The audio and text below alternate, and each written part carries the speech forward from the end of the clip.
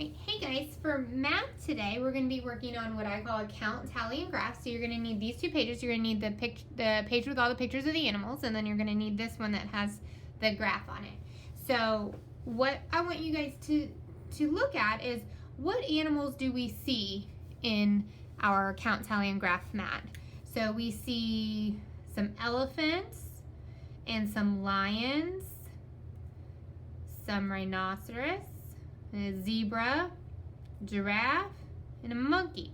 So those are the same pictures that you're going to see down here. You're going to see the animals down here, listed here, and then across the bottom of the graph. So what we're going to be doing is similar to when we do a rolling graph. We're just not rolling anything. We have a board that already has them on there.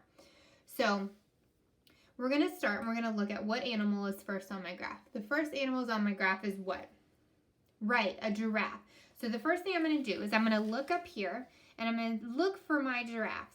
Now I can point to them and count them, but sometimes we get a little mixed up of what we counted or what we didn't count.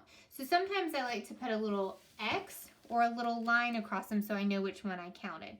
So I'm going to come here and I'm going to look. I have 1, 2, 3 giraffes. So then I'm going to come over here and I'm going to look at here. Here's where I'm making tally marks. Here's where I'm writing a number, and here's where I'm graphing. So we learned last week how to make tally marks. We make lines down, and then we cross at 5 because they're groups of 5. But I don't need 5 yet. I only have 3. So I'm going to make 1, 2, 3 tally marks side by side. And then I'm going to write my number 3 right here. And then how many blocks am I going to color in on my graph? Right, 3. I'm going to color in 3 blocks starting at the bottom. So 1, 2, 3. All right, so I look and see what is my next animal.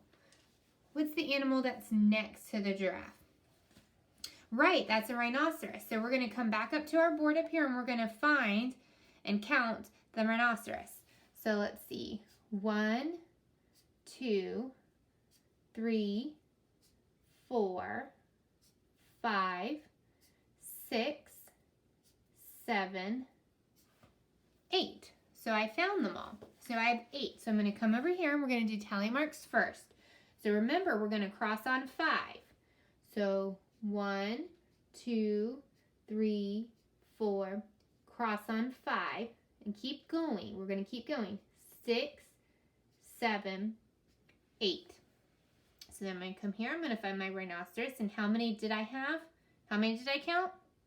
8. That's right. So I'm going to write the number 8 right here.